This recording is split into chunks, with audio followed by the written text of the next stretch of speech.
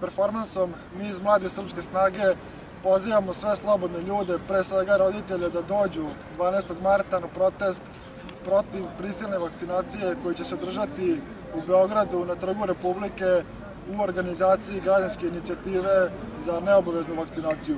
Na tom protestu branit će se osnovna ljudska prava na kojima počiva današnja civilizacija.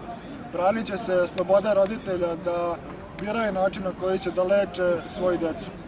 Neshvatljivo je da u 21. veku postoji jedan takav zakon koji je Skupština nedavno usvojila, a kojim se oduzima ta vrsta slobode svim roditeljima u Srbiji. Taj zakon je u direktnoj suprotnosti i sa Ustavom i sa brojnim međunarodnim konvencijama. Oni koji su donosili ovaj zakon koristili su brojne laži, izmišljotine kao izgovore za njegovo donošenje.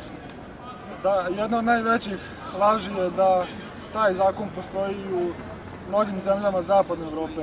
Ne samo da u tim zemljama postoji slobodan izbor, već postoje i posebni fondovi iz kojih se isplaćuje nadoknada u slučaju nuspojava koje ove vakcine izazivaju.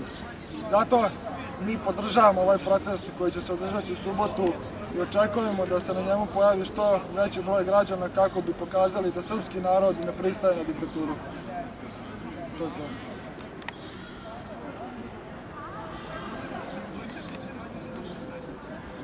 Može se